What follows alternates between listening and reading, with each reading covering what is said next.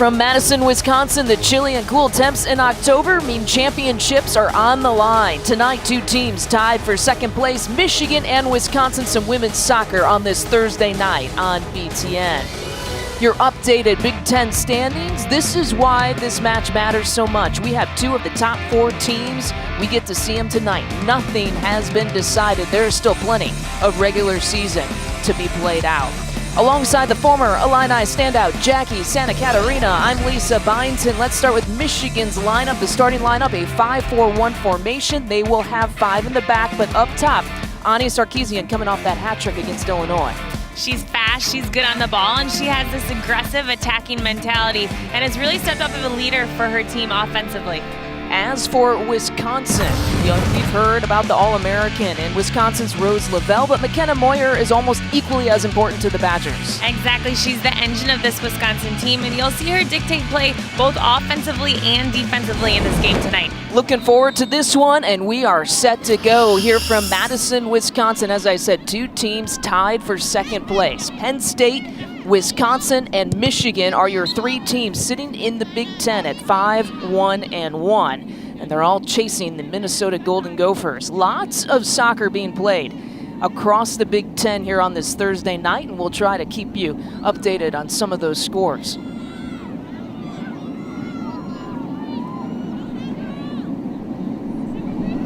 Took a look already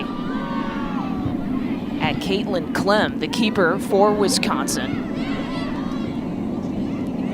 And the takeaway, Nikki Waldeck for Michigan.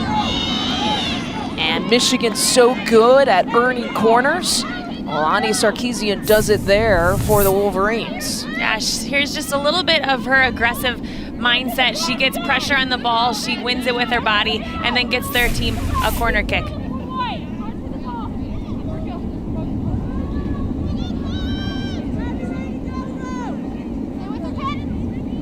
Christina Maria will take it. A high floater, which is tapped out of the way from Caitlin Clem. Clem, a redshirt sophomore. Part of this tough Wisconsin Badger defense as of late. She's finally kind of coming into her own. She struggled a little bit confidence-wise in the beginning, but after 6 straight shutouts, she's finally finding her way in this back line. Here is Nikki Waldeck, number 25, looking to take it, had nowhere to go. Wisconsin defending that one nicely. Speaking of defending it nicely, it's something that the Badgers have done. Our State Farm state of success. 6 consecutive shutouts. They are 5-0-1 in the last 6 matches. And Jackie, they have not been scored on since September 17th when they were at Penn State. It's a huge statement, especially coming off of that loss at Penn State. It's hard that first weekend in the Big Ten to be able to overcome a loss in that first weekend just because you put so much pressure on yourselves in that short season. So to be able to overcome that and find 5 straight wins since then is huge, and it's a huge statement for the Wisconsin team. This is coming off of a year 2 in 2014 when they set all kinds of defensive records. Last year, Wisconsin set a Big Ten record for 18 shutouts in 24 games. They really only lost one player, Alexandra Heller, from that back line. They have Molly Laufenberg back, Kylie Schwartz back. They have Brianna Stelzer back. And it has paid off, especially for Caitlin Clem, who, as we had mentioned, is in her first year starting back there at keeper for Wisconsin. It gives you so much confidence as a goalkeeper when you have a strong back line who prioritizes, and not just their back line, but their whole team prioritizes defense. So it just makes you so confident when you're sitting in that back watching the game go ahead. As we see Michigan kind of working it out of their backfield here. We had mentioned that they are starting 5 in the back. So how does that help Michigan? What can we expect in terms of their kind of attack here tonight? As we talked to Coach Ryan before the game, their best offense is their defense. They're huge in terms of their defensive presence, their high intensity, they're relentless in their pressure. So with that 5 back, you can wrap up your 2 outside backs and leave the 3 in the back, but then also bump up your outside mid. So it's just high pressure on Wisconsin's back line the entire 90 minutes. Pickett dropping it off for Greenhall. Greenhall nowhere to go, so she'll lay it off for Heckendorf.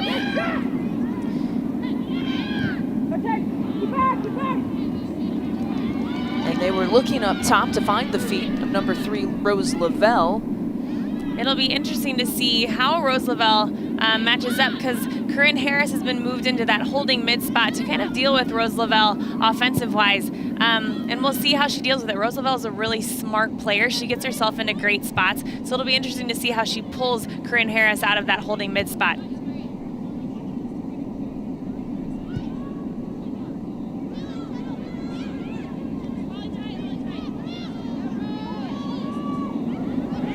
The takeaway from Pickett.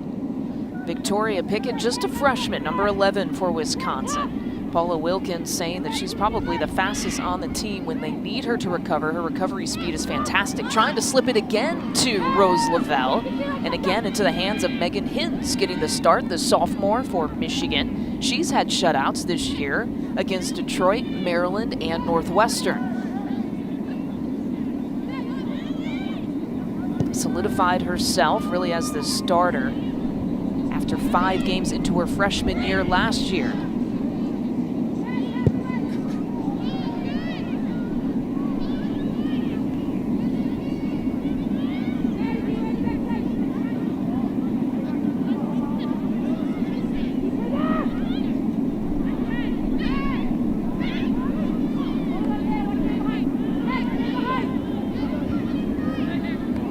A throw-in coming up for Wisconsin.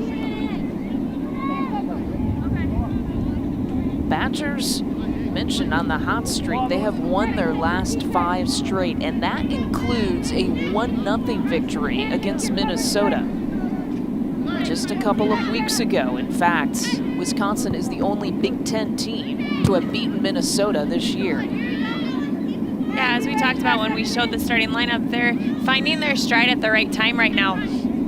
So it'll be really interesting to see them go against a team who's also kind of finding themselves in the perfect time in the season. Paula Wilkins said that really that Penn State game when they lost 4-0 was really the turnaround and the turning point of their season. Yeah, she talked about how they were a little bit content, a little bit complacent in themselves, and it might have been the best thing that could have happened to them, just because since then they've obviously gone on a streak, and they've found out who they want to be as a team. They found their personality, and like we said, it's coming out at the right time. Saw Victoria Pickett trying to maybe shake off an injury. Again, we have some cooler and chillier temps here in Madison, Wisconsin. Players got to fight staying warm, keeping those muscles warm. A direct ball trying to find Ani Sarkeesian. And the pressure coming again from Michigan and Abby Castrol. Abby Castrol, somebody who Coach Ryan talked about a ton when we talked to him before the game, and how great of a surprise she's been going into this season. She's fast, she's hard, she takes a lot of pride in what she does on the field, and it's shown in each matchup or each challenge that they've given her so far this season. She's done incredibly well. This is her 12th start this year, just a freshman out of Florida. 3rd for Michigan in terms of points scored this year, 12 points. Just behind Sarkeesian and Timko. Here is Sarkeesian, cutting it back to the right. She's got some open space and just drills that one. Inches to the right, that would have been a score for Michigan. It would have, and it looked like she was all by herself. She kind of created something out of nothing. She takes a great touch. The defender slips up a little bit, but she takes a great shot off of her right foot and just narrowly misses that near post. Ani Sarkeesian trying to pick up where she left off. We mentioned the hat trick that she had against Illinois last Sunday. She became the 10th player in Michigan history to get a hat trick. She is the reigning Big Ten Offensive Player of the Week honoree. She's become more of a goal scorer this year. She led the Big Ten last year with 12 assists as a freshman, but even Greg Ryan told us that she has more of a scoring mentality this season. She does, and she's just picked up a little bit of that leadership role attacking-wise, and I think that's brought on a new confidence to her game as well. She's become way more well-rounded in her attack.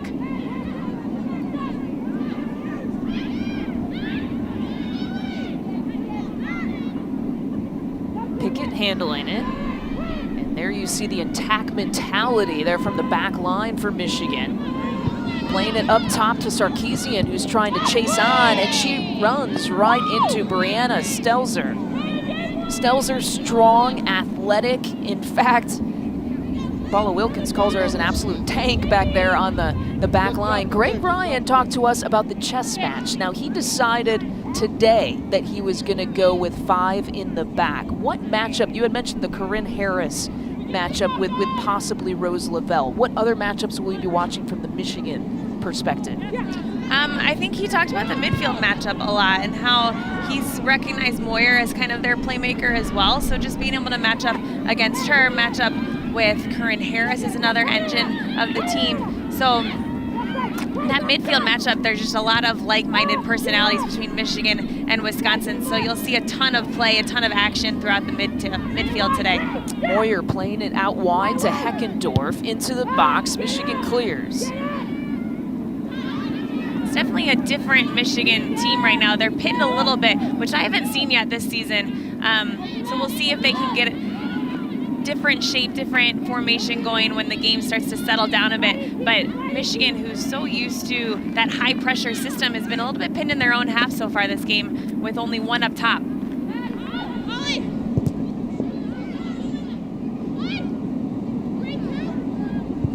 Sarkeesian plays it right to Wisconsin. Here comes Kinley McNichol. She's caught fire a little bit offensively for Wisconsin.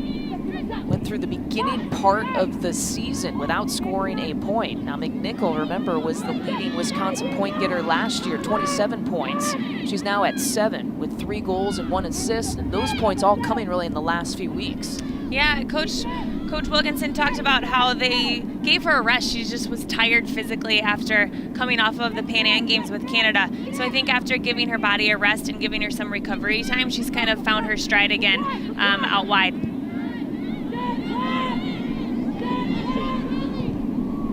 McNichol, Lavelle, Pickett, Borgman, those are all players on the Wisconsin side that have international experience. On the Michigan side, you have Sura Yeka and Morillo. Spent some time with the senior national teams. Riley Martin and Sweeney, Kelly Sweeney, out with the ACL. They've been on the under-20 pool play. There's a shot, punching it. And Caitlin Clem survives that scare. Looks like she might have hit her hand maybe up against the crossbar. Yeah, she hits a shot from distance, and I think she gets a tip on the ball, but her hand gets caught between the ball and the post. But a great job keeping it out of the net for that. Kind of a half chance by Michigan.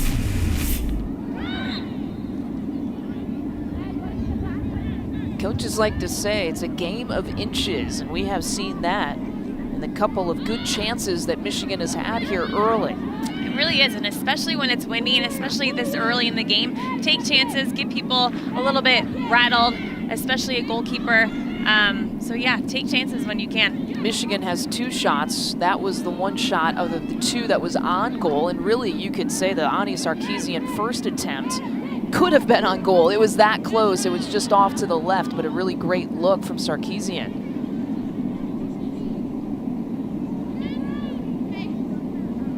Caitlin Clem getting tested early. She has 7 shutouts this year.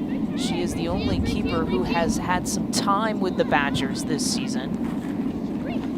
Megan Ledeen is listed as the backup, but has not played yet for Wisconsin this year.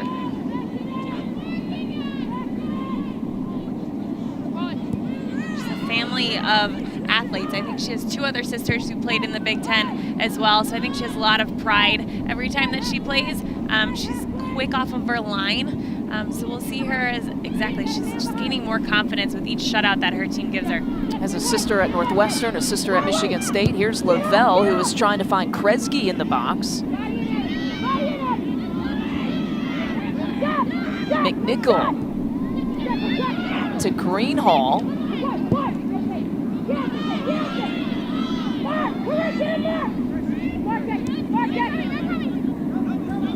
And Pickett will try to turn. Pickett 1v2. Victoria Pickett really didn't have a clear vision there in the corner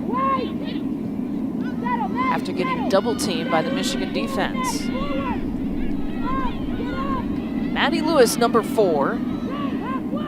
You will see Lewis mark Kinley McNichol probably for most of this match as well for Michigan.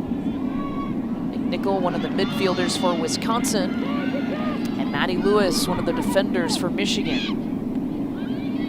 She was actually recruited as a forward and has slowly transitioned throughout her years into that outside back position. Shot, and it's long and it's high by McNichol. Again, when it's windy and you're early in the game, those half chances aren't the worst thing.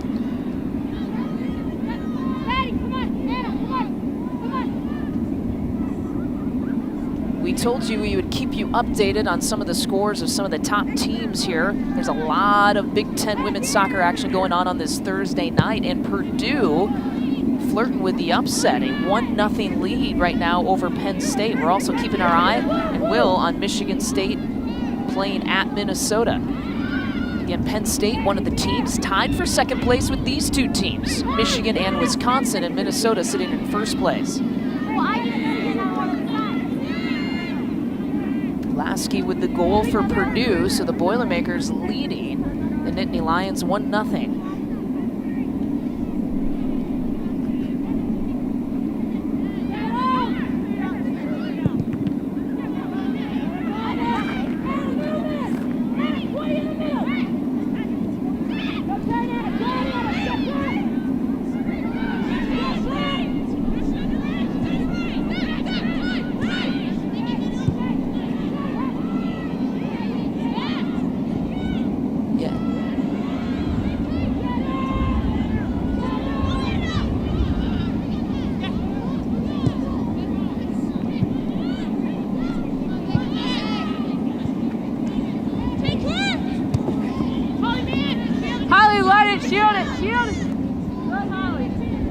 Waldeck trying to chase on.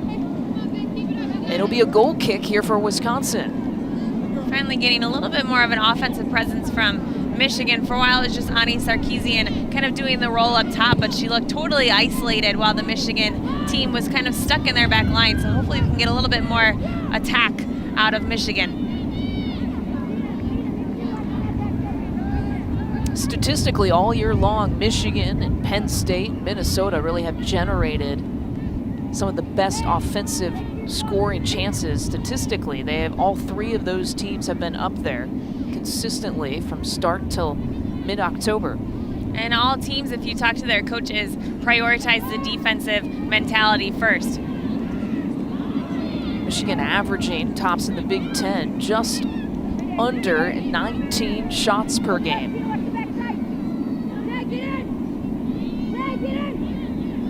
So far, it's even, though, between Wisconsin and Michigan, 2-2 in this match.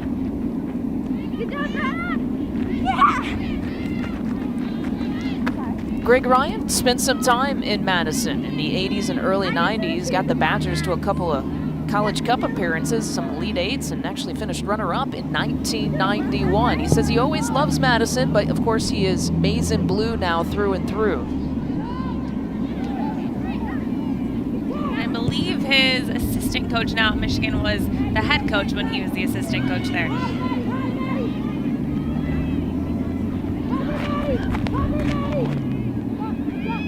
That Michigan State-Minnesota score, another upset possibly happening. The Spartans leading Minnesota now 1-0 as well.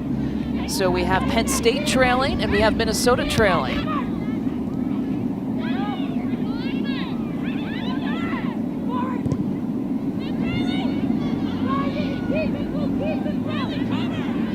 Latest update, Penn State has now come back to tie it at 1-1. It's 0-0 here in Madison between Michigan and Wisconsin. Now these two teams tied for second place in the Big Ten. It's crazy how much parity there is in the Big Ten. There's really no easy game. There's no easy opponent. So every game, especially at this point in the season, is so crucial to get your points.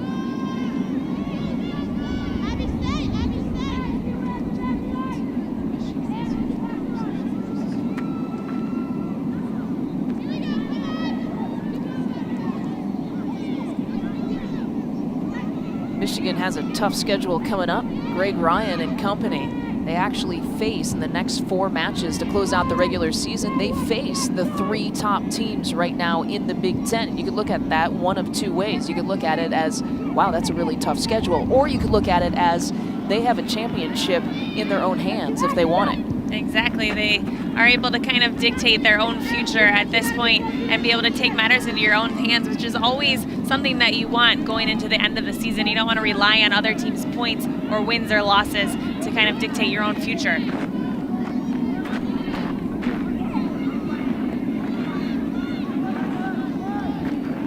Take a look at Maddie Lewis. Recruited as a forward, now she is one of the fastest wing defenders that Michigan has. And in the 5-back, when you're on the outside, you just have so much room and capability to be able to just drive up and down that sideline. So there's so much time to attack in that 5-back system when you're that outside back. No points yet this year. She was the 2nd leading scorer in 2013. She was a freshman. Sarkeesian looking to take on. She gets the turn, and Sarkeesian battling with Moyer. Sarkeesian takes this shot. It's through the hands of Caitlin Clem, and Michigan goes on top 1-0. When we first see her get the ball, it's 1v4 at least. So it's something out of nothing again. And she takes on her defender and finds a way to get a shot on goal. You see her here go around another defender. I think it was 3 times she beat him. Gets a great shot with her right foot, and it's mishandled by the keeper, and it's a goal. Through the arms of Caitlin Clem. And it's the first goal against Wisconsin since September 17th. It'll be interesting to see how Caitlin Clem deals with this. As much as it's great to have 6 shutouts on your back, mentally it can be hard to be able to go from that and then overcome a goal against you early in the game. 7th goal on the year, 17th point on the season. Now for Ani Sarkeesian, that ties her for the team lead in both categories with Taylor Timko. And Michigan pretty darn good when scoring first. 9-1-1 this year. In the 20th minute, the Sarkeesian goal came. So Ani Sarkeesian picking up where she left off, and she had a couple of great looks here early, and she capitalizes on that one.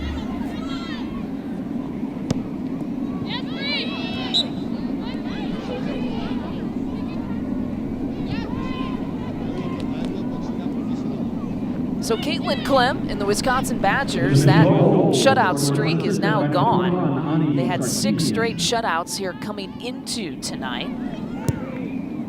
Mentally, what's the refocus button that and how do they sort of hit that here tonight defensively? They've got some good leadership and some good experience in their back line. So just kind of regrouping mentally and being able to overcome it and then move on from it. It's early in the game. There's plenty of time to be able to overcome an early goal. Sending it in, that was Jessica Heifetz, number 20 for Michigan. Heifetz again. And Wisconsin keeps it alive to avoid a Michigan corner.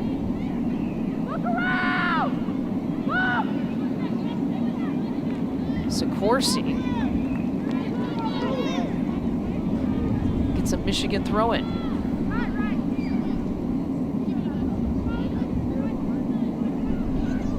Here's a look at Christina Maria, one of the leaders on the back line, a senior defender, played in the World Cup for Mexico this past summer.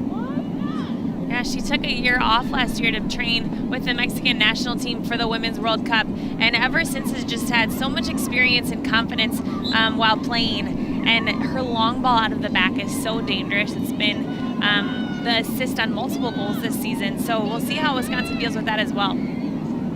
5 assists for 5 points this year. First Michigan player to play in the World Cup. Here come the Badgers. Victoria Pickett up against Taylor Timko. And Michigan clearing it out to the sideline.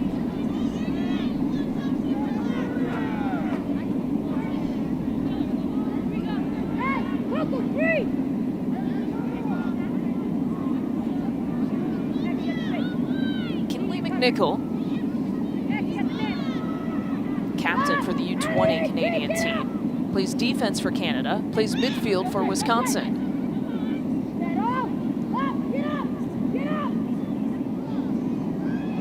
And Sarkeesian having her way with this Wisconsin defense. She has Castro on her left if she wants to use her. Sarkeesian's going to try to take it herself. The touch gets away from her. She's doing such a good job, though, of finding the ball at her feet and turning with people on her back. Whenever you see her get the ball at first glance, she's got like 4 Wisconsin defenders behind her, and she just takes them on 1v1. Wisconsin's got to do a way better job defensively in terms of keeping her back to the goal. Sarkeesian, a New Jersey native, a transfer from Florida State, missed her freshman season at Florida State because of a knee injury.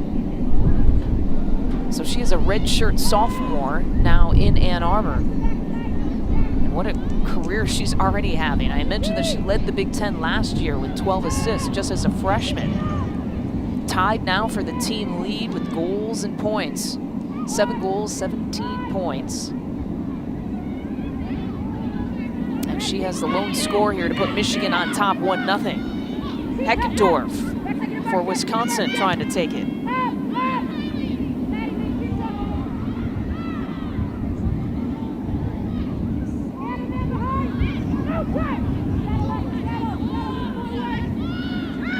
Maria will settle. So calm and cool and composed back there. There's the long service that you were talking about. I think the wind got that. The wind will play a factor a little bit tonight in Madison. Mentioned the cool and chillier temps starting to feel like fall. Wind is playing a little bit of a factor with some of those balls in the air.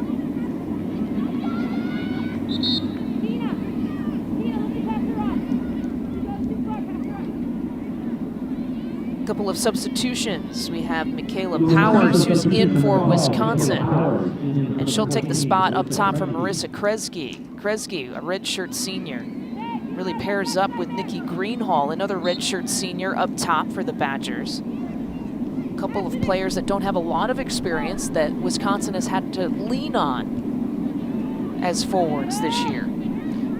They don't have much playing experience, but I think just being in the program for as long as they have, they follow game plans really well. And Coach Wilkinson loves how well they can follow the game plan defensively and really start their defense from the top to bottom.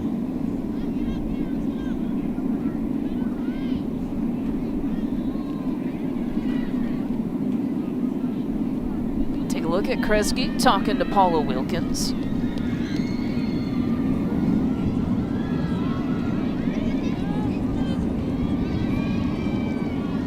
Of course, Wisconsin losing Cara Walls and Cody Williams up top. They were a dynamic combination for the Badgers last year.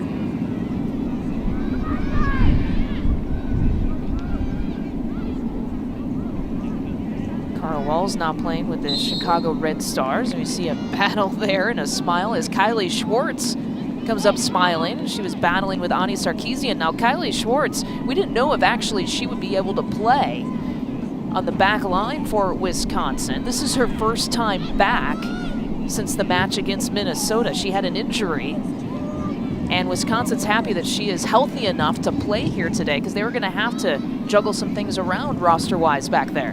Yeah, and she's a huge piece in their defense verbally.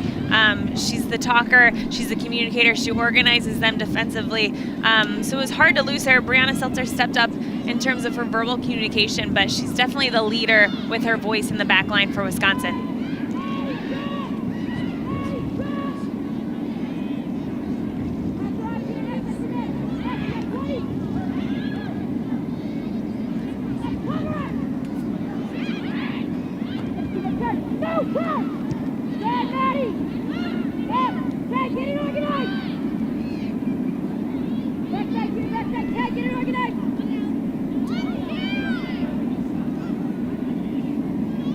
About 17 minutes left to play.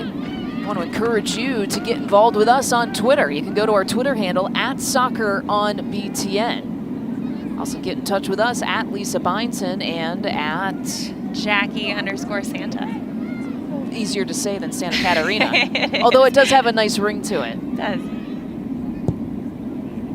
Did they put your full last name on your jersey? Did you? They did. They had to shorten the shrink the front a little bit, but.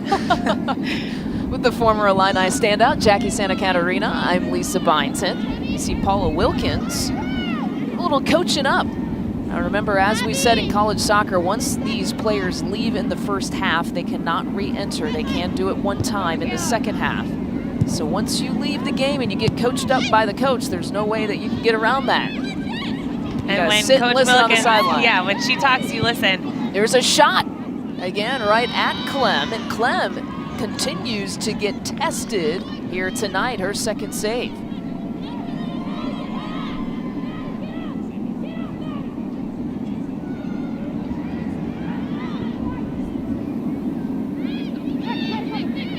Pickett will settle. And we have not seen the ball find Rose Lavelle's feet much here in this first half. No, if you watch carefully, Corinne Harris for Michigan is kind of man-marking her right now and trying to just X her out of the game as much as she can. And so far in this half, it's been pretty effective.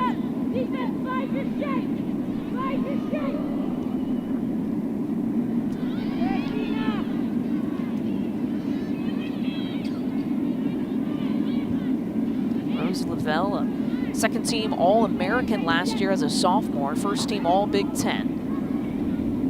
13 points on 5 goals and 3 assists. That leads the team.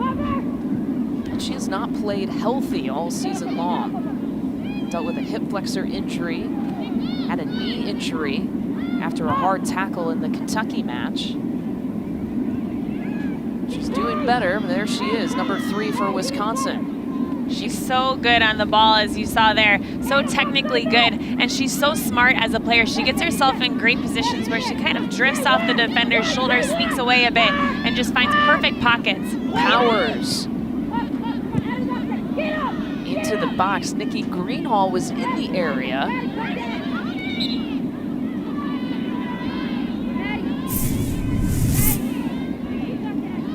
Good. She gets a foot on the ball and just kind of knocks it right past the defender. She's so good at turning her body and switching the point of attack, and she's just sneaky on the ball and with all of her runs offensively.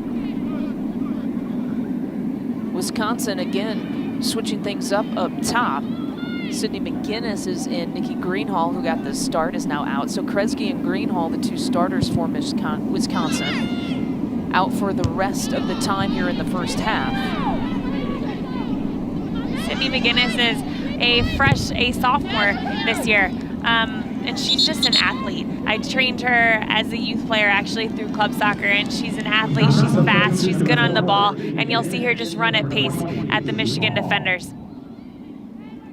And if she doesn't, she'll hear it maybe later from she her will, coach, yeah. right? You hear Coach Wilkins on the sidelines a ton. I remember playing against her just at Illinois, and she is so energetic on the sideline. You can't do anything but find motivation from her presence on the sideline as a player. I was actually talking about Coach Santa Catarina. Oh, Coach Santa Catarina. Yes, I'll be texting her after the game. Michigan, meanwhile, 4 shots, 3 of those on goal. 13 minutes left to play here in this first half. No shots on goal yet for Wisconsin. How can they change that? I think they need to figure out a way to generate their offense without Rose Lavelle being that point of attack for them. Moyer needs to get a little bit more involved. We haven't seen her on the ball as much. It's still early in the game. It's still a little bit of a track meet. There's so many emotions going into this game that once the game starts to settle down, hopefully we'll see more of a flow from Wisconsin. Pickett with the ball.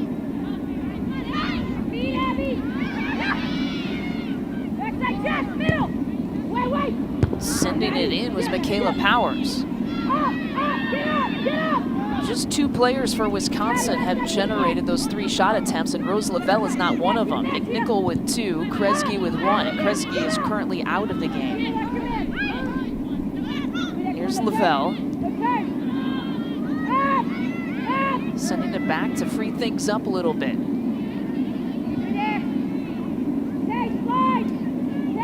Over to Schwartz.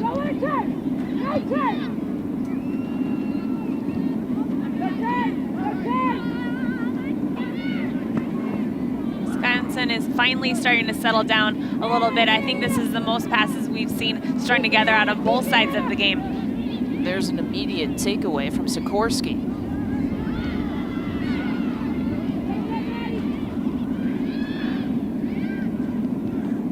Another score update. Rutgers leading Ohio State 1-0. That one in the second half.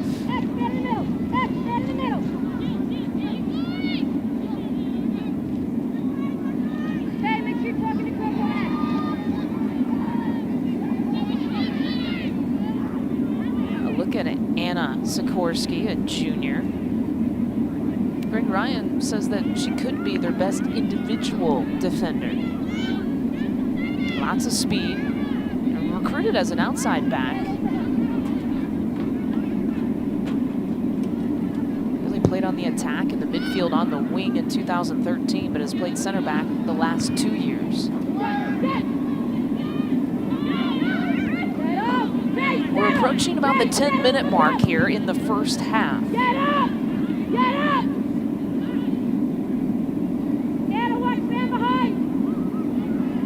Lone score coming in the 20th minute. That was Ani Sarkeesian, her 7th goal of the year.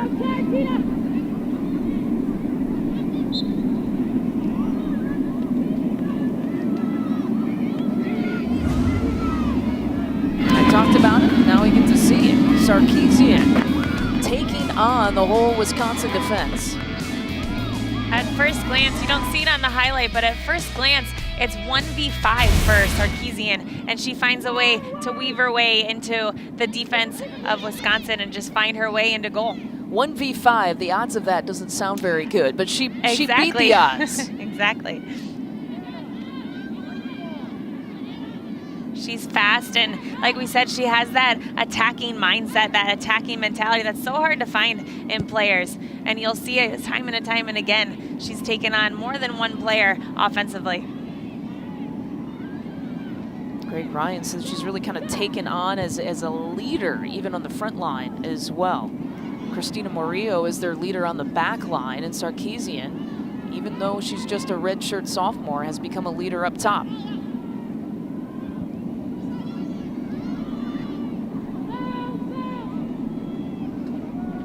Well, that's a shot that Caitlin Clem would certainly like back. She could have it back. It wasn't the most well-struck ball from Annie Sarkeesian, but like we said, she found a way to get the ball in the back of the net. And we have the first corner opportunity coming up here for Wisconsin.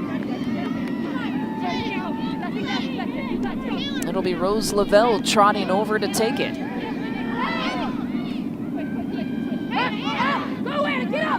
Quickly to Kinley McNichol, back to Lavelle, and she strikes one.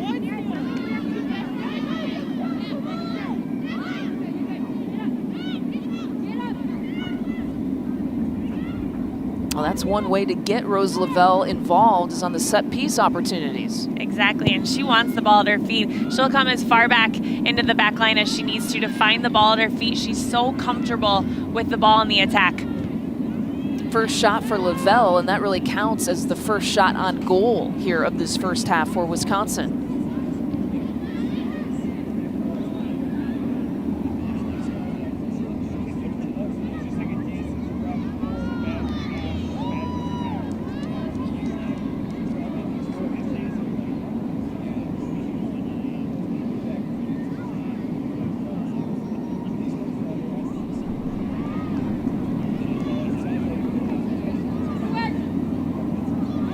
Under 8 to play. This game of importance because these two teams tied for second place in the Big Ten. Two of the top 4 teams in the conference so far.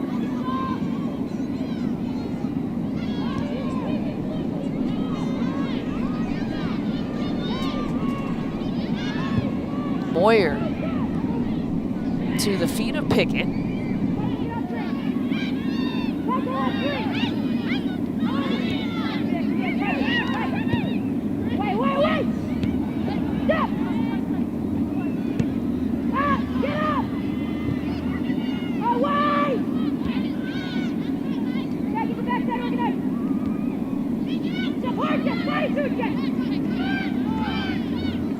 Here's McNichol again. McNichol, combination with Lavelle. McNichol with a little momentum, lets it fly. Combination play is one of the things that Coach Wilkins talked about in McNichol before the game today. She's so good at finding space, and just right here you see a little 1-2 pass. She frees herself up and gets a shot off goal, and at this point in the game, that's all you want. You need to generate a little bit more offense as the half comes to a close. And she has generated really the best offensive looks, 3 of the 5 shots here for Wisconsin this half. Wisconsin's definitely starting to find themselves a little bit. You'll see interchange between Rose Lavelle, between Victoria Nickel, Victoria Pickett, and then Kinley McNichol. You'll see them kind of move one off of each other and hopefully start to generate and find themselves on the same page offensively. If Wisconsin could generate a 3rd player in addition to Victoria Pickett and Kinley McNichol and call her Victoria McNichol, I think they might take it. There's a lot going on in that sentence. Here is Kinley McNichol, the senior. She will line up with the set piece chance. 5.5 to play here in this first half. High lofting ball. It's a free ball. Megan Hins went after it and absolutely missed it. Megan Hins in goal for Michigan. And that ball just kind of trickled out to the front of an open goal. Here's another look at it. It's a great ball in. There's a little tap from the goalkeeper, but Wisconsin sends everybody to the far post, so nobody's there on the near post for any sort of tap in.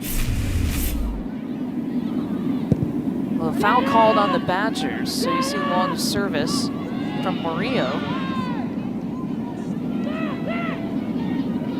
But Wisconsin now with another counter chance. McNichol is looking to play it out wide left. Back into the box, Victoria Pickett is there. There's a whistle before the ball went into the net. Offside, I believe. And you see Pickett's reaction to that.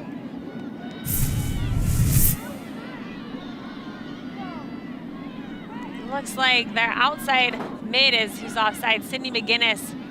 From the start of play, it's definitely close. I don't think it was Victoria Pickett, which is unfortunate on the goal scoring aspect. So no goal. Michigan keeps the 1-0 lead.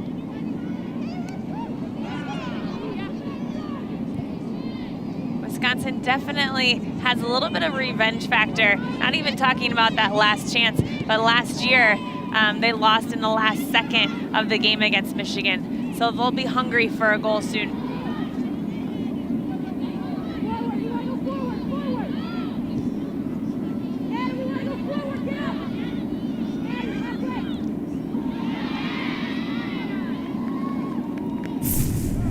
It is an offside call. We got to take one more look, see if we can find it.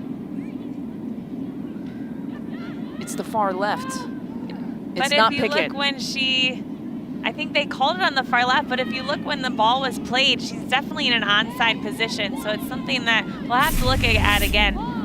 Sydney McGinnis, I think, is the one, number 4, who was on the far left. Yep. It might have been the guilty party right before she received the ball to cross it in. And there might have been a tap to kind of reset that play, but she was definitely in an onside position when the initial pass was played into her. Let's go, guys. Let's go. First time, let's go. First time.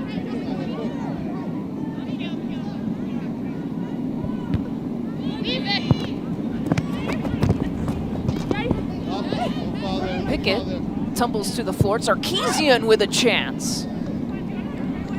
She's so good at finding pockets and making chances out of nothing. She gets a little tap in, gets a quick turn, and then sends a shot far post.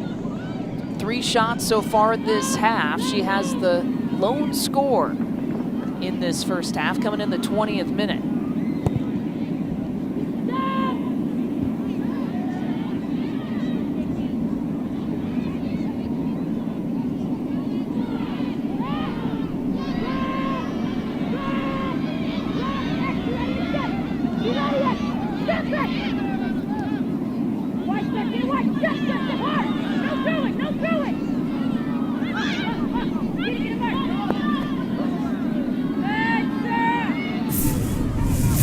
told that a foul was called.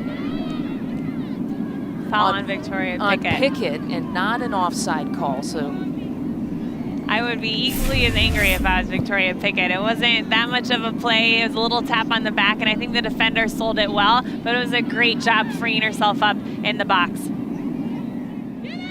We saw her reaction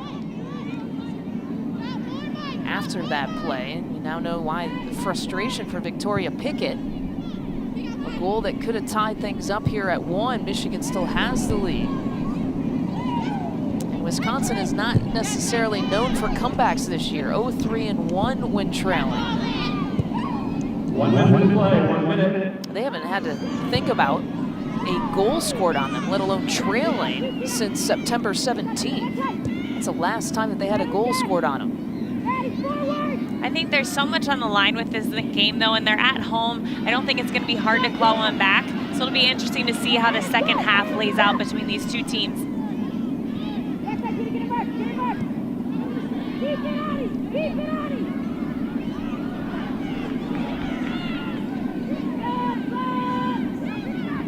A few seconds left, so Michigan will take one maybe final chance. That was Taylor Timko with the lefty strike.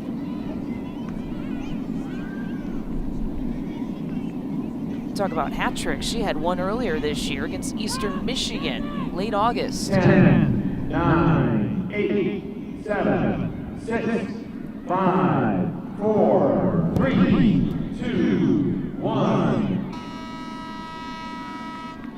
It's halftime, and there's your goal scorer. Ani Sarkeesian doing what Ani Sarkeesian has been doing, and that's score goals. 7 now.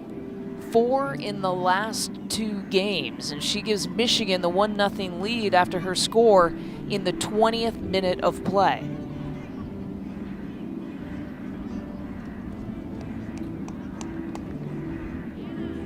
Sarkeesian, again, just a redshirt sophomore, has been absolutely fantastic for the Wolverines. We now bring in her head coach, Greg Ryan. Coach, Ani Sarkeesian does it again. How is she generating her chances here tonight? You know, she's taken a lot of initiative because we're into the win. We didn't have enough of the ball, and she just is getting the ball and saying, I'm going to goal, and great first goal, and she's been after it all half. Coach, going into the second half with the wind at your back, any changes tactically? No, we've got to keep this up. I mean, you know, first half, we knew it was going to be tough. But we've just got to keep pressure on these guys, and you know, hopefully we get forward a lot more with the wind. It was tough playing into that wind the first half. All right, Coach, we appreciate the time. Thank you. Thank you. They are on a 4-game unbeaten streak, and they lead Wisconsin 1-0 here at the half, thanks to the redshirt sophomore's strike in the 20th minute.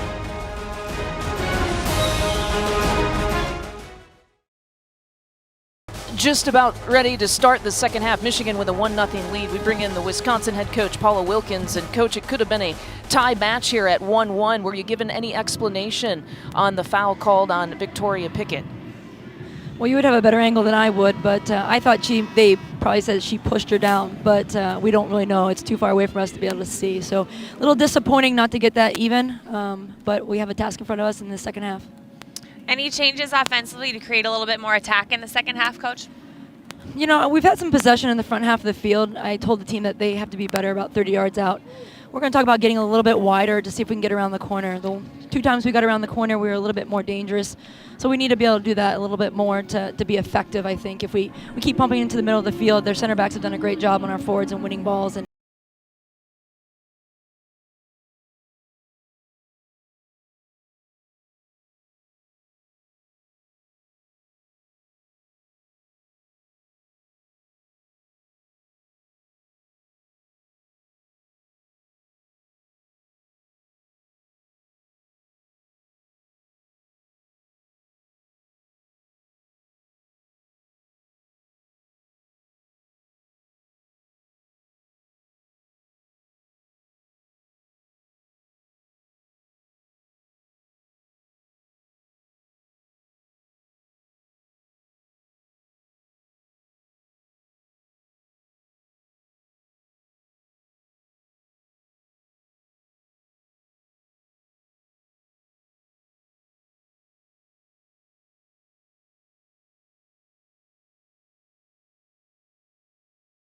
trailing by a goal. Here is Lavelle to start things off in the second half. The 6 straight shutouts is great, but at the end of the day, it's just kind of a stat, a record. You're really just going for a win and 3 points into the column. So it's hard to kind of not have that under your belt confidence-wise, but you've got to get over it and just find a way to win in the second half. Lavelle trying to place it for Kresge to run on. It'll be a goal kick for Michigan. You talk about streaks. Michigan is on a 4-game unbeaten streak. A win against Maryland at Maryland, then a tie to Rutgers, a win against Northwestern and Illinois, and they've only given up 2 goals during that stretch. Yeah, both these teams have really come into their own throughout the conference play this year.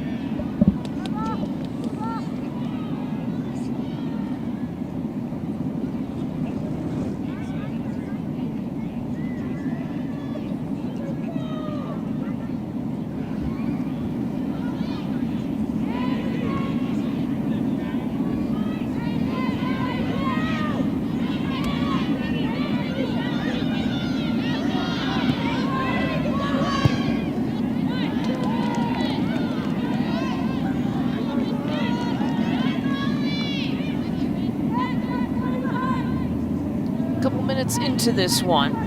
Again, it's a busy Thursday night of action across the Big Ten. Greg Ryan's Michigan Wolverines, a 5-1-1 record. Paula Wilkins' Wisconsin Badgers, also a 5-1-1 record. Good enough for second place. Here's Pickett. Trying to lay it off to the right side for Holly Heckendorf, who has pushed up.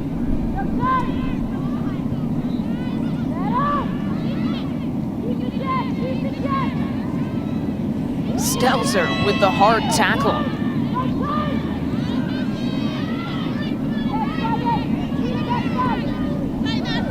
Paula Wilkins jokes that Stelzer is so strong, she actually puts her on Rose Lavelle's team in practice because she doesn't want her tackling Rose Lavelle. You can see why with that hard tackle. Yeah, when we talked to Coach Wilkins, she named Stelzer the MVP of the team right now. I think she's just kind of an unsung hero. She's hard, she's tough, she's really good in the air, and she just kind of does all the dirty work for her team defensively. There's a look at number 6, and she's guarding number 21, marking number 21, Ani Sarkeesian. It is a tough matchup. Senior against the redshirt sophomore.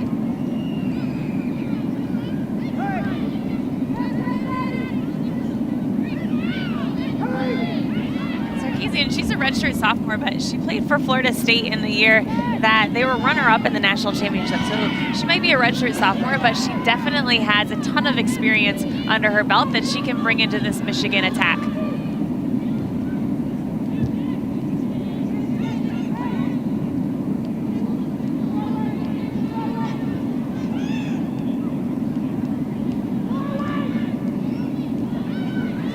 Corinne Harris gives it away. Wisconsin gives it right back.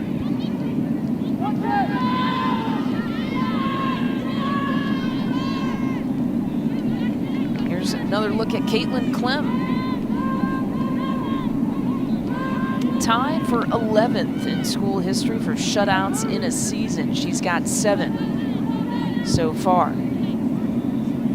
Had to learn under Genevieve Richard last year, the Big Ten goalkeeper of the year.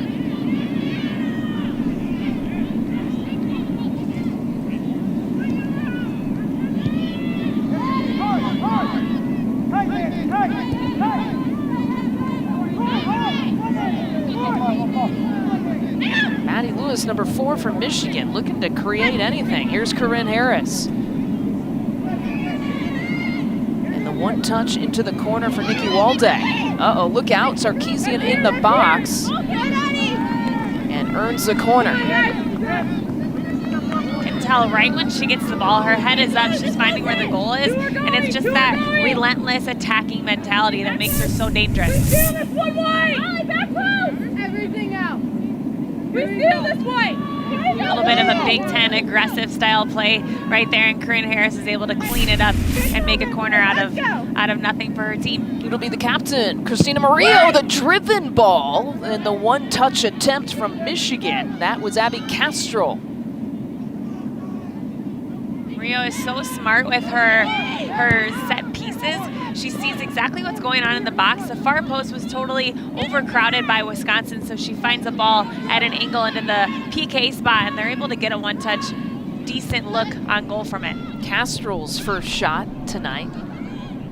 Now 4 players have generated the 6 shots for Michigan. That's been Michigan's offense all year. I think they have 10 different goal scorers on the year right now, so they definitely are able to get Castro attacked. into the box, going 1-on-3. And another corner coming up.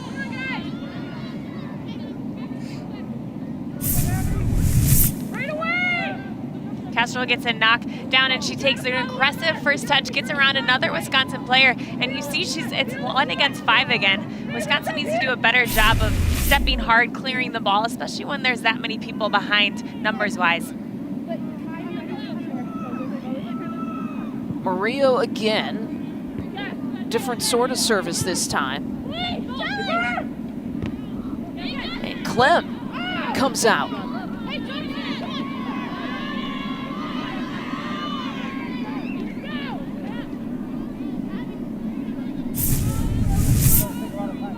Clem come way off of her line, a little bit risky. She ends up getting on top of the ball in the end, but Wisconsin does a great job of sending their 2 players back behind to cover for her.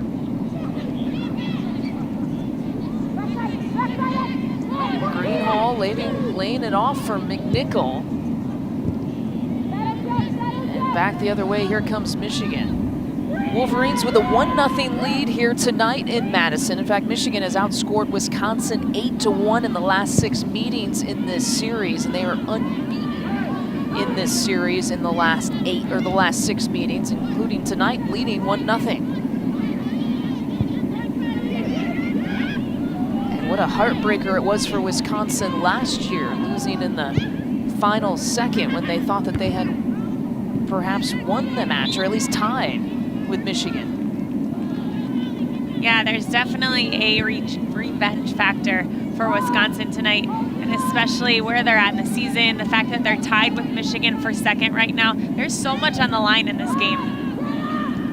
Paula Wilkins was very clear to us. She brought that up this week in her team's training sessions. She said for players like McKenna Moyer in her world, they hold on to that stuff, but admits that it's only really important for the first maybe 5 minutes emotionally. Exactly. Once you get the emotions out, things start to settle into play. Taylor Timko with the shot, and Clem with the save. Clem's 3rd save tonight. And the takeaway from Castro. Michigan's going to come right back at Wisconsin. Castro again was trying to play it to the head of Heifetz. Tryon talked about how much of a surprise she's been, and she's just relentless. She never stops. As you see there, she just created 3 different chances for Michigan scoring-wise.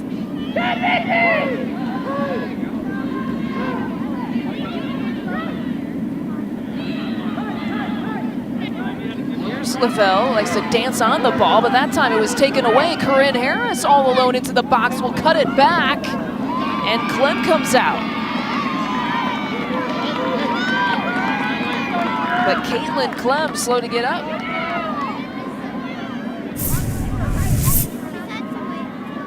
Lavelle has some good footwork here, but she slips a little bit, and Corinne Harris is able to get a touch on the ball and then try and take on the center back. She gets a touch, but it's a little bit too far out of reach for her to get a shot.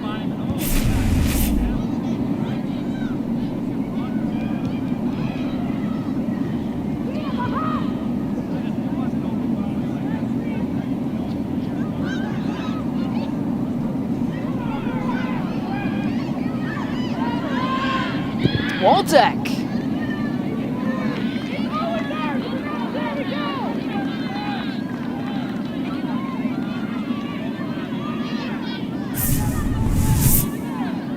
Timko, she pulls a run way out wide to find enough space to be able to take her touch onto her left and then tries to send it far post, but Clem comes up with a great shot stop to keep this game at 1-0.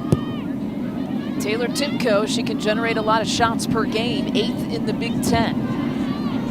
She's so dangerous on the left flank. She's really good in the wide space. She's smart in terms of finding space for herself and pulling defenders out wide. So she's had tons of opportunities so far this season on that left flank. Whereas shots were even at the half at 5 apiece. Michigan winning that advantage 3-0 this half. Substitution for Christina Maria in number 14, Marissa Kresge.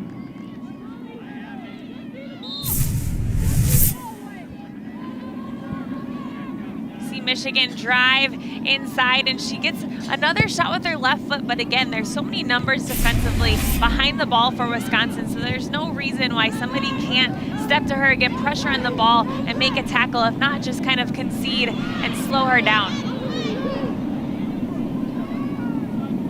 Maddie Lewis on the right side.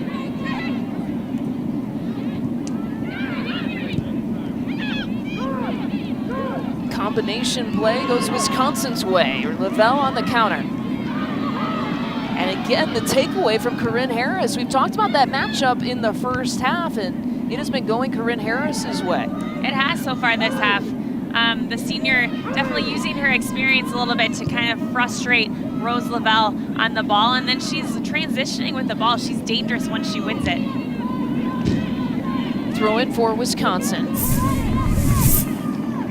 Rose Lavelle, she's so good with the ball at her feet, but I don't think she has enough support around the ball to really get it off of her foot. So it's just that one hold up, that one hesitation, and Corinne Harris capitalizes on each one so far.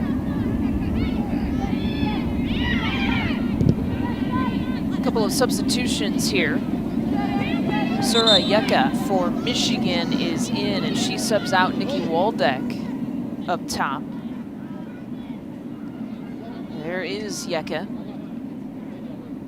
Michigan substitution number 9, Sura Yeka. Waldeck number 25. will take a breather. Waldeck. Again, she can re-enter one time in the second half.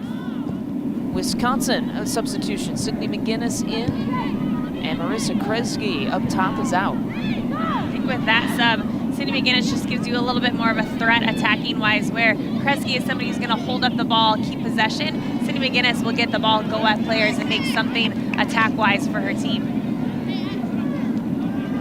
Played just over 10 minutes in this first half. Michigan, the 1-0 lead. The lone goal coming in the 20th minute from Ani Sarkeesian, her 7th of the year.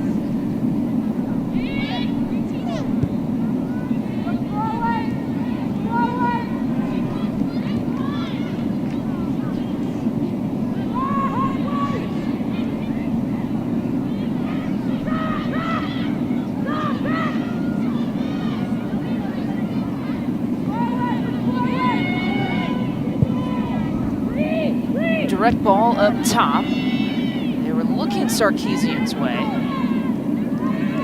Here's McNichol battling against Yeka.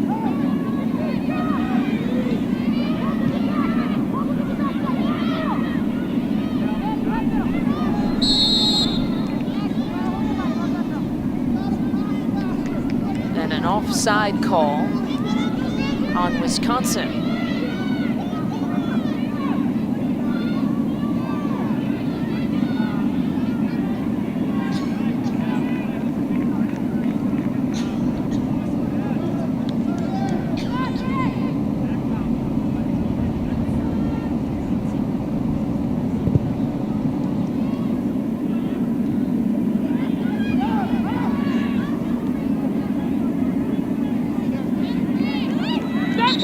Sarkeesian tried to take it, and the official said, I don't think so, we're going to have to pull this one back. But a good try. Again, she shows her leadership there. They're up 1-0, but she's still just tirelessly running down balls and trying to find a little bit more attack for her Michigan team.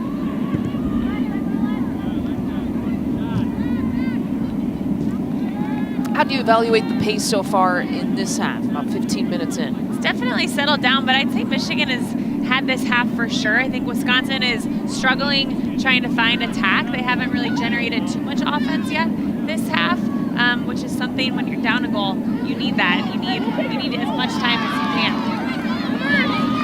Come on! Right away, right away! We will have a corner coming up here from Michigan. Sydney! Contact was made, no whistle was blown. Here's another look at it. Hey, on the outside, give it out. Sarkeesian tries to get around her.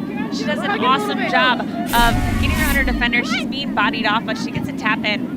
Murillo, the driven ball, the punch out. Michigan goes up 2-0. A free ball gone wrong for Wisconsin, and Michigan makes the Badgers pay.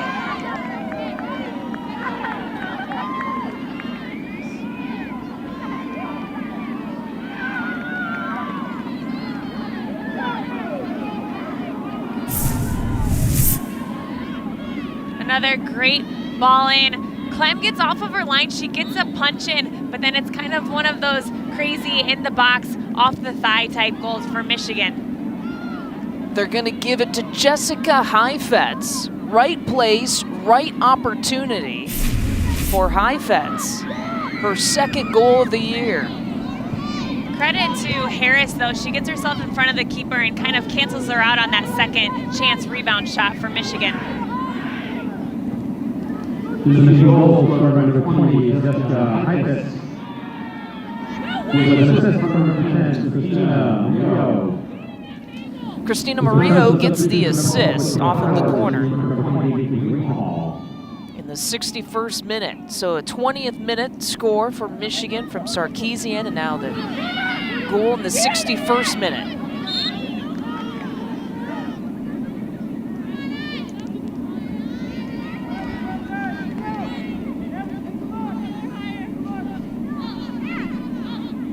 After playing just one game as a freshman, she played 18 last year. Heifetz starting 9 games coming into tonight.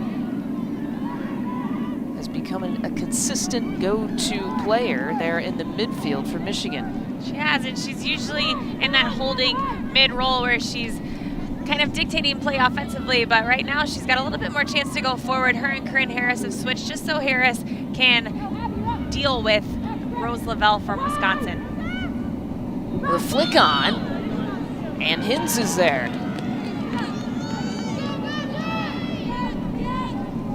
Megan Hins working on a shutout of her own. She's got 3 so far this year.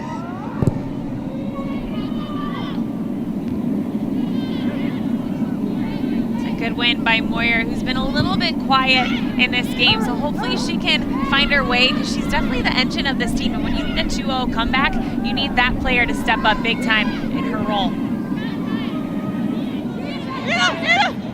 Sydney McGinnis, one of the reserves, number 4 for Wisconsin, looking to provide a little bit of pressure. And she wins it. McNichol to McGinnis. A throw in for Wisconsin. Mo! Leave it, Mo! Leave it, leave it, leave it! Hey, X, come in here. Greg, do you want me? Rose Lavelle has just generated the 1 shot attempt in the first half. She's been quiet tonight. Get up! Get up! Away, away! Into the box, and Hins chases it down. Wisconsin, after Michigan's second goal, is kind of lit a little bit of a fire. You're finding a little bit more of a spark in their play because they need goals. Again, this is such a crucial time in the season where you can't be losing points, especially when you're at home. Lavelle can dance on the ball and trying to beat Harris. That has been a fun matchup to watch, and Lavelle a little space to work with.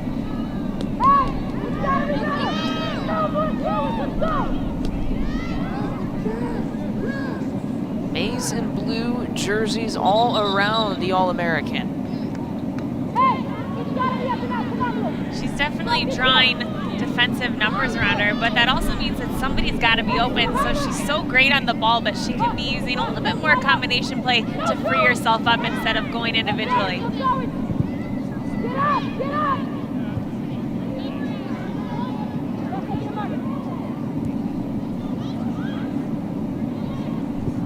Wait! Get up! 25 minutes to go in this match. Michigan and Wisconsin tied for second place going into tonight. Penn State already victorious. These two teams tied with Penn State for second, and Michigan State trying to pull the upset against Minnesota. Spartans still leading the Golden Gophers. Again, you can catch that one on BTN Plus on another device while you watch us.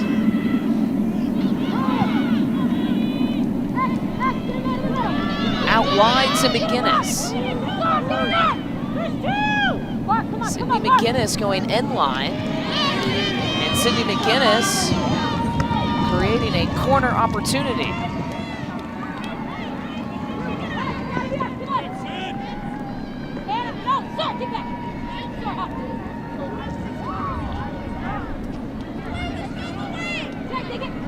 Rose Lavelle and Kinley McNichol work their way from the corner. McNichol sending it in. Stelzer brings it back to the top of the 6. It's a goal for Wisconsin. McKenna Moyer gets it.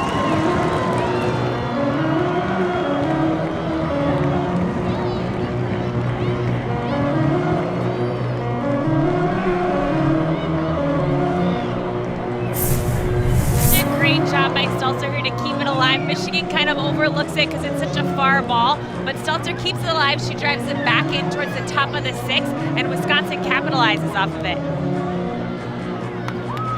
You said we haven't said McKenna Moyer's name very often today. We say it now. Yeah, she stepped up big time at the perfect time for Wisconsin. Talked about her at the top, how important she is in addition to Rose Lavelle. She gets the score in the 66th minute.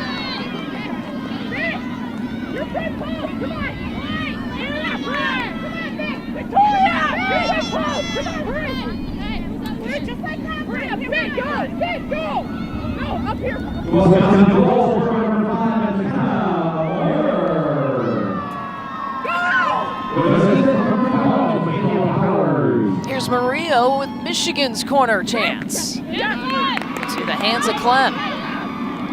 Went up to get that one. Number 2, Abby Casserole.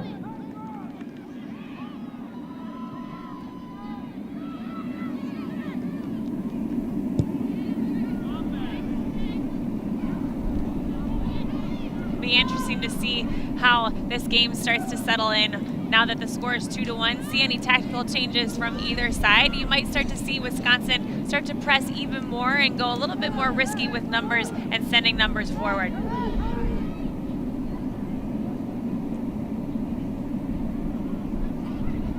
What adjustments would you expect Michigan to make? Not many, to be honest. You would usually see a team maybe bunker in a little bit more, but Michigan is so good at generating an attack out of their defense that I think if you changed how they were shaped, their tactics, you would kind of change their whole game around attack and defense-wise.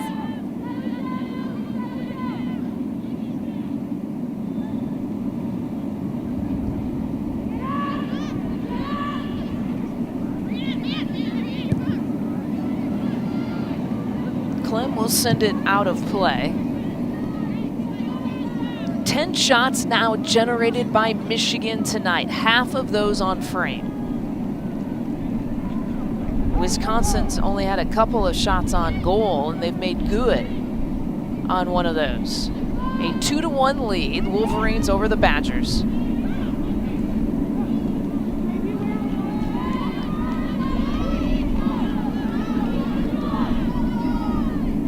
Again, with Penn State winning tonight, one of these teams has to get 3 points to keep pace in second place with the Nittany Lions. Raquel Rodriguez getting a goal in the 80th minute.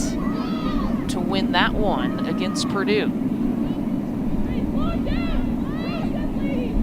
And as we had mentioned, Michigan has quite the schedule to close the regular season. They actually have an opportunity to play the other 3 top teams in the Big Ten to close out the regular season. They do. They have kind of their destiny in their own hands. And at the same time, Wisconsin is at home for their last 3 games. So it's quite a change in schedules.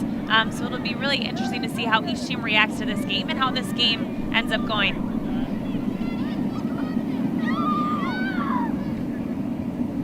Two ways you can look at this remaining schedule for Greg Orion. They're at Minnesota. You can catch that on BTN Plus, and they play Purdue. Purdue really played Penn State tough tonight, by the way. Then they go to Penn State, and then the Big Ten tournament is around. Now, you want to be one of the top 4 seeds going into the Big Ten tournament because the top 4 seeds host the quarterfinal sides.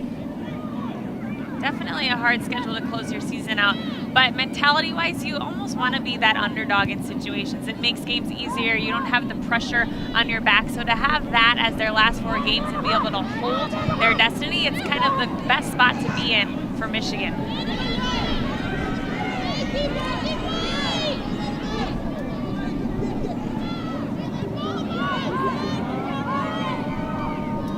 Megan Hinz directing traffic back there. She's a true sophomore.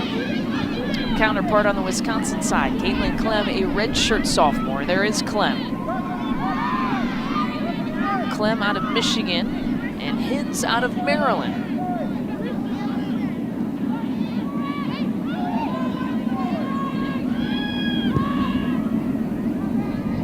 Speaking of Maryland, the Terps in Indiana finishing a tie, 1-1 tonight.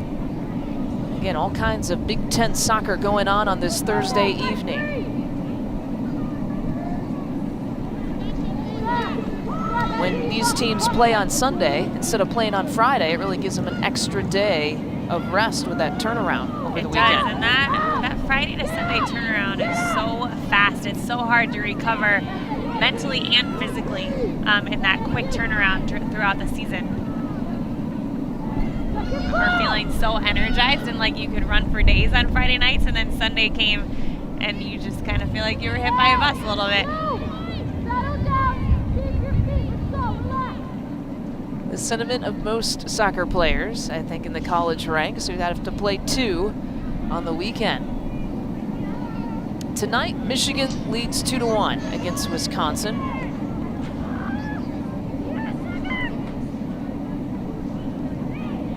With Jackie Santa Catarina, the former Illini standout, and Chicago Red Star professional player, Lisa Byington. Just about 18.5 minutes to play in this match.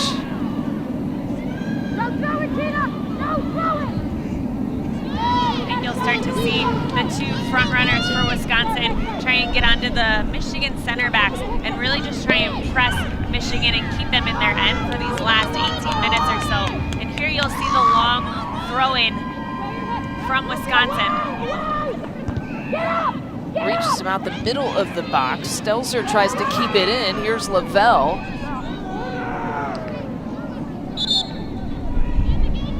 And a substitution coming in for Michigan. It'll be Abby Castrol coming in, and Taylor Timko will come out. Michigan substitution number 2, Abby Castrol, in for number 22, Taylor Timko.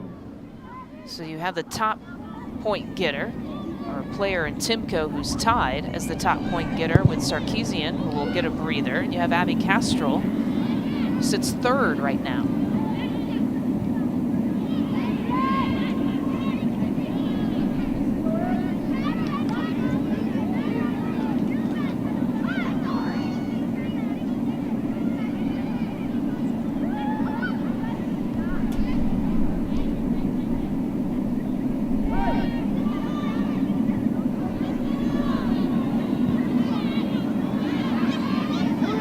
Takeaway. Here is Castrol.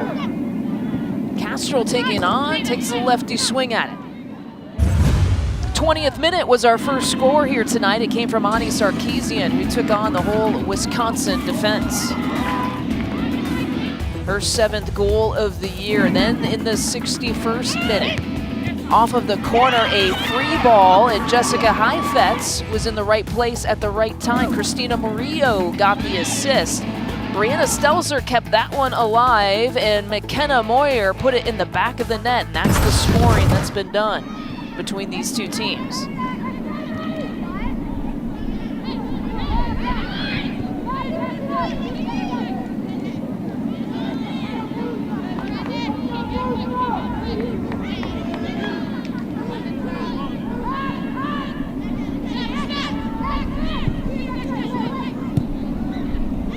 Miscommunication. McGinnis was going one way and Wisconsin read it differently.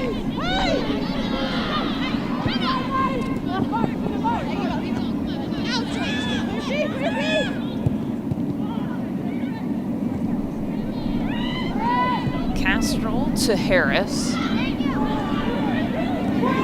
And a swing and a miss from Schwartz. Remember, Kylie Schwartz hasn't played since this Minnesota match. Might be just a little bit rusty on that back line. There is Schwartz up against Sarkeesian, who's looking to turn, and she gets the turn. Can she get the angle? It was a tough one. Couldn't put it away.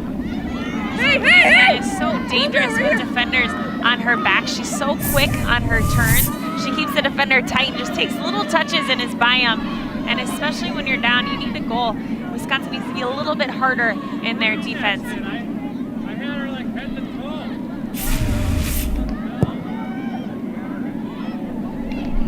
Sarkeesian had the 3 goals against Illinois on Sunday.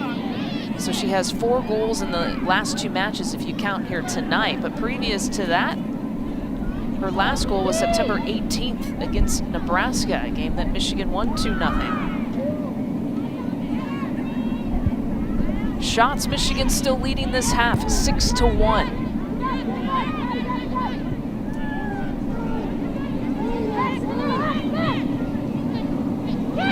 Stelzer to Moyer.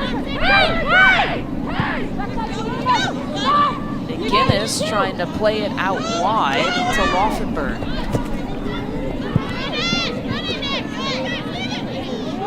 Tries to find Laufenberg, but Pickett could have taken initiative and got that ball, and Pickett's been a little bit quiet this half. We haven't said her name too many times, so hopefully she can get onto the ball more, as well as Rose Lavelle.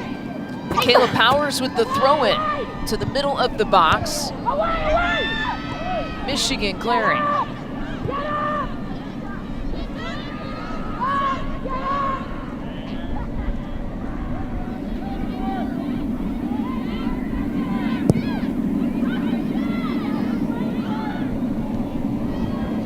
Have you seen Wisconsin change things up much in the last few minutes?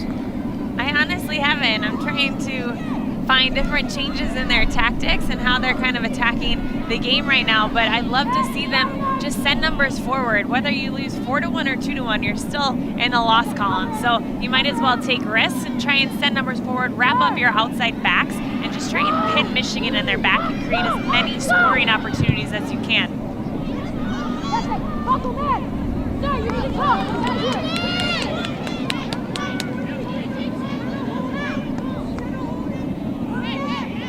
Michaela Powers again will take the throw-in for Wisconsin.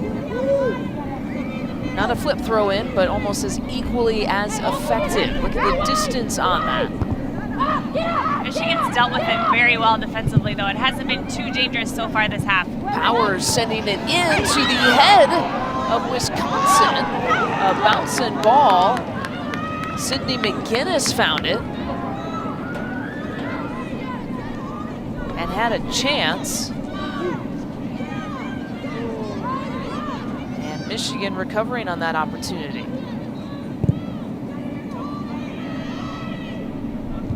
Being down 2-1, Michigan's done a good job of kind of keeping their own, going about the game. However, they're comfortable with, they haven't bunkered in, they haven't changed their tactics too much, and they're still creating scoring opportunities for themselves.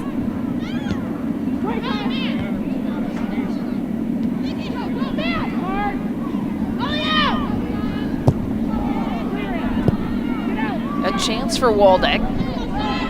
Under 12 to play. These two teams know what it's like to play close matches against each other.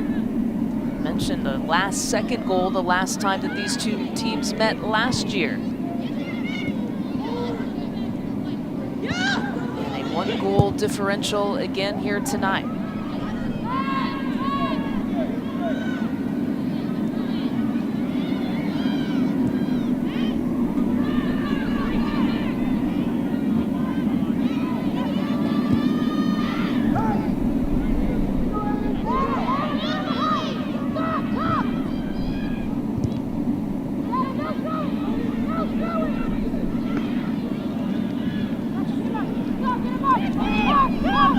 McInnes. Send it back in. McNichol will take the chance, and we are tied. Kinley McNichol coming through big time in the closing minutes tonight.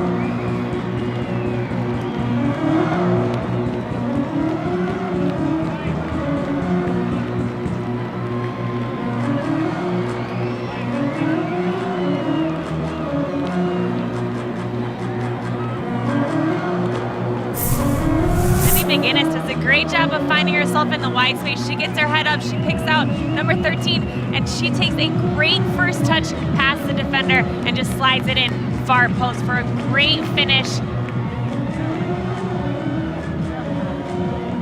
Kinley McNichol has been so active. That was her 4th shot tonight to lead Wisconsin. The 2nd, 3rd, and 4th and 5th closest just have 1 shot. The 79th minute goal ties it up at 2. Wisconsin goal scored by number 13, Kinley McNichol. The Badgers have a little bit of comeback in them.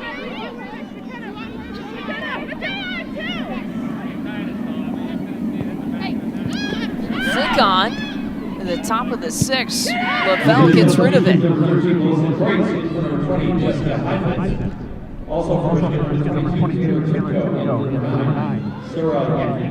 It's 2-2 and there is so much on the line conference-wise.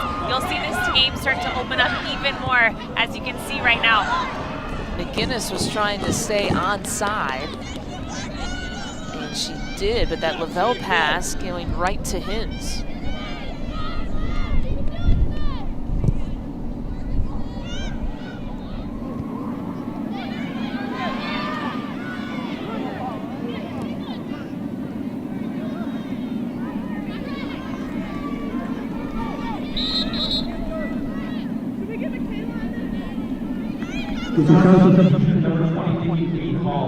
Substitution being made. Nikki Greenhall back in up top. Michaela Powers is out. I think with this more of long ball direct type play in the last 10 minutes or so, it's good to have her up top to be able to hold the ball and kind of settle things down in their attacking third. Victoria Pickett has some space to work with. Pickett still has it. And lays it off to Greenhall, takes a shot. The Badgers back to back, and they are rallying to take the 3-2 lead.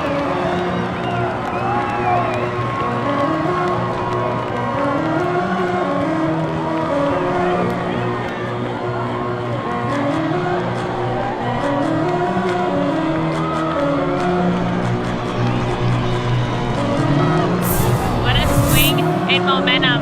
You see Victoria Pickett get her back turn to goal. She turns and just runs at the defense. She draws in players towards her as she drives towards goal, which leaves Greenhouse way open on the right side. 2 goals in about 2 minutes of play for Wisconsin. What in the world has happened to this Michigan defense? When things get late like this and it's a lot of pressure on the game, it's so competitive and things get wide open, you know, the game just kind of gets spread out and anything can happen in it. 2nd goal of the year for Nikki Greenhall, who was just subbed into the game. Exactly, what a quick impact she had on the game. Again, we talked about her not maybe having so much experience on the field, but just being a part of this program, being a part of Coach Wilkins' style of play. She's had plenty of experience in that realm, and she showed it just there.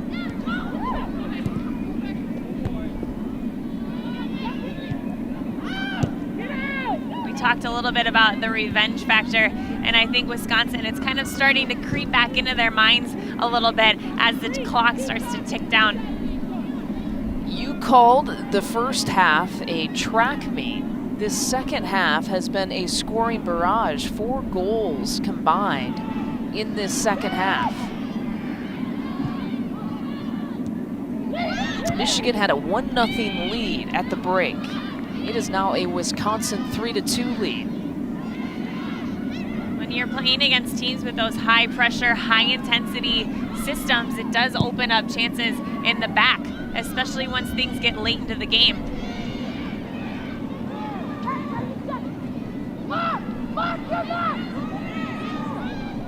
And Wisconsin actually had a goal taken away from them in the first half.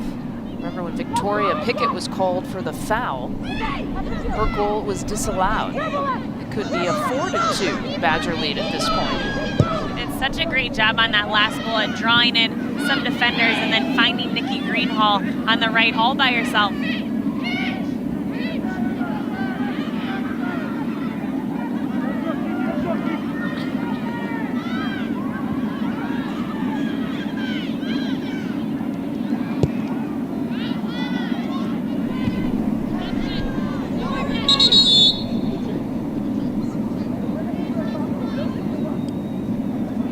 Sikorsky is down for Michigan. They'll stop the clock at 6:23.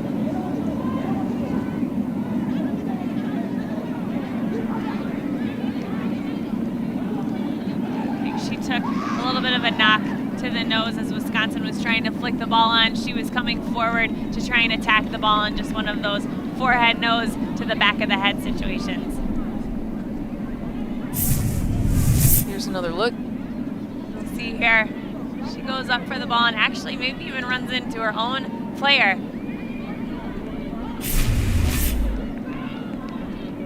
You have to go through the concussion test when something like that happens. So 6:27 is now left in this match. Wisconsin has caught fire here in this second half. And it started here from McKenna Moyer. Brianna Stelzer kept that one alive. That one coming in the 66th minute. And the one you just saw, Nikki Greenhall, to put Wisconsin ahead. Wisconsin scored a couple of goals in really 2 minutes of play. And this is the most second half goals they have had this year. 3 this half. Wisconsin scored 3 against Indiana in the first half on September 25th, and they beat the Hoosiers 3-0 that day. We talked about that not really being a come from behind team, but there's so much on the line here. They're at home. It's a game under the lights. There's just so much behind these games right now.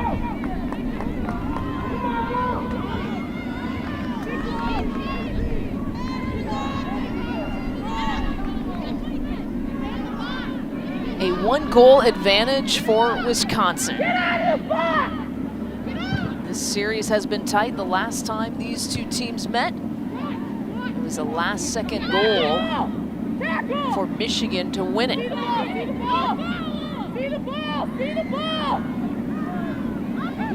These Badgers have not forgotten that. Michigan earning the corner, though.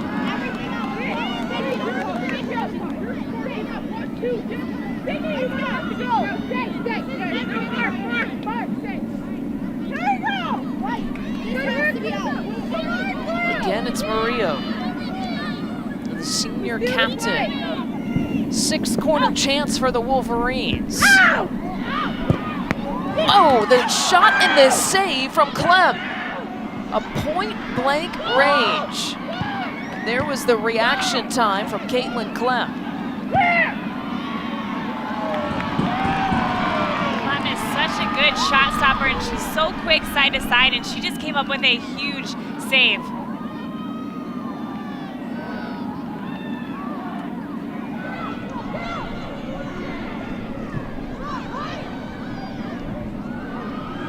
Clem comes way off of her line.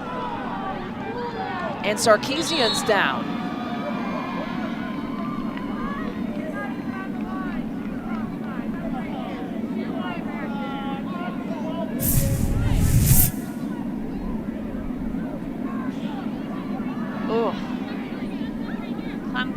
hard off of her line, and Ani Sarkeesian takes the brunt of it.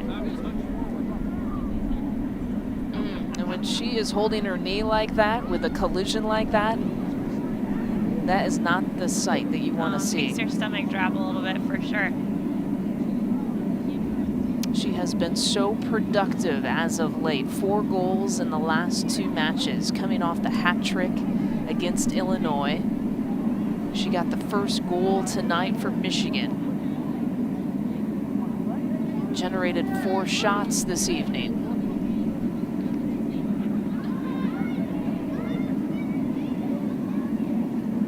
There have been a lot of physicality here in the last few minutes. The Sarkeesian collision. Here is the mad scramble in front of the net and the save from Caitlin Clem. A huge save from Caitlin Clem, but then 22 is at the back post by herself and hits it off of the crossbar afterwards.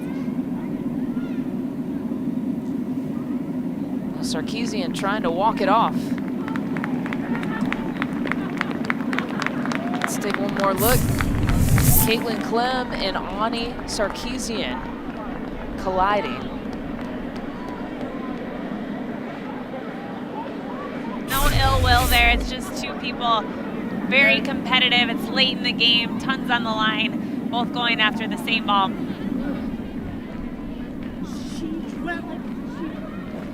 Sarkeesian, the reigning Big Ten Offensive Player of the Week. She's been so important in just a short career here at Michigan. We mentioned this last meeting last year. There were final seconds, and Michigan, and guess who? Ani Sarkeesian getting the touch on it for the game winner. It was an absolute heartbreaker when Michigan defeated Wisconsin literally with a second left in that match. Again, it's something Wisconsin has talked about all week in their training, and it's definitely been a motivational factor throughout this week. Lulu Haydar is now in for Sarkeesian for Michigan. She is a senior. Substitution number 14, Jason Kresge in for number 4, Sydney McGinnis. For Michigan, number 11, Lulu Haydar in for number 21. So under 4 to play, and Michigan will most likely have to go without one of its point getters, and Ani Sarkeesian. She's being tended to on the sideline, the athletic training staff.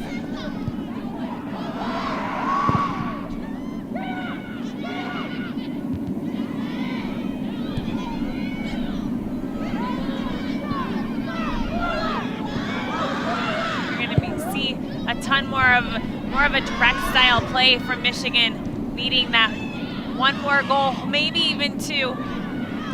But again, it opens them up in the back like you're seeing right now. So they'll be spread and they'll try those long balls, but it definitely opens up space for Wisconsin to transition into. Abby Castrol at the top of the 18. Castrol, speedy, she can create the floater off the crossbar. Michigan still runs onto it. Wisconsin clears. How many times have we seen Michigan hit the crossbar tonight? They're not, yeah, they are all over the goal.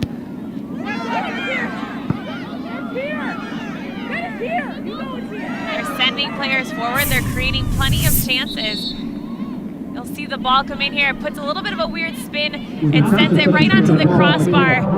But Michigan again gets caught near post. Nobody far post for the tap in. One of Caitlin Clem's best friends tonight is the crossbar. Coach Wilkins before the game talked about how you have to have a little bit of luck in the Big Ten season. It's such a short season. There's so much compacted into just some weekends. So you need luck on your side, and Wisconsin's definitely had a little bit of that in their favor tonight. Just about 2.5 to play in this match. Wisconsin with a 3-2 lead. The Badgers getting 3 goals in the second half to rally and take the lead. And here they are again. Michigan has so many numbers forward right now that Wisconsin can almost just sit on the ball because of how many players Michigan has sent it forward. The takeaway from Marissa Kresge in the corner.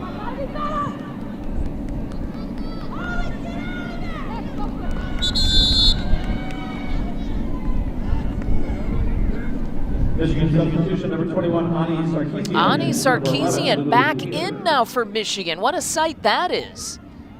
It's good to see, that's for sure.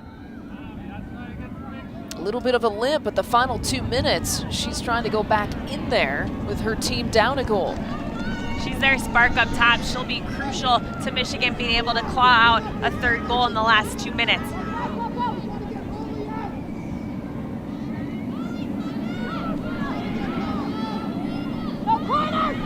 Kresge will sit in the corner all she wants, but now Wisconsin gets a corner. They're gonna hold it. They're gonna hold it. Kinley McNichol is out of the game for Wisconsin. She's normally the one that would be there with Rose Lavelle. It'll be Marissa Kresge who will just sit on it. 1 minute to play, 1 minute. 1 minute to play. Badgers trying to protect a 1-goal advantage. Might be 1 minute left, but Michigan has shown that they can score with just 1 second left. So every second counts for these two teams.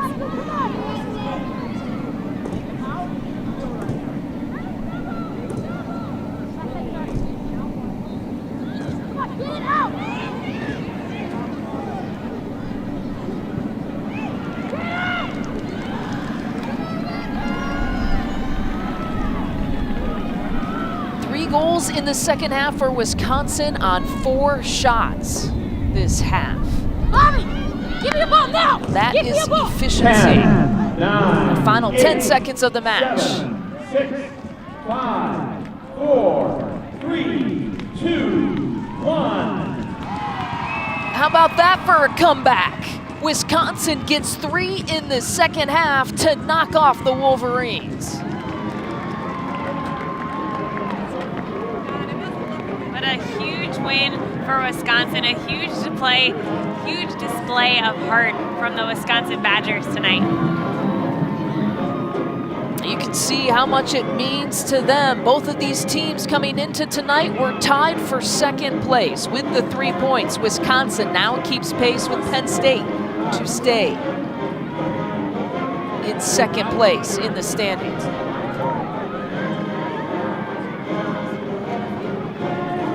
Time now for the Coyote Logistics No Excuses Impact player, Nikki Greenhall. The game-winning goal in the 82nd minute.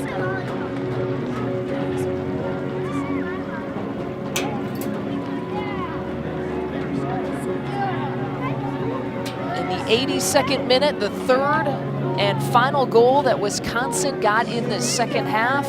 Jackie Santa Catarina, what was the difference for the Badgers in the final 45? I think they built off of half chances. You know, they had opportunities. Like we said, I think they had 4 shots on goal when they were up 1-0. So they were efficient, they created opportunities, and they capitalized on them. Well, some interesting developments here tonight across the Big Ten. All kinds of action happening.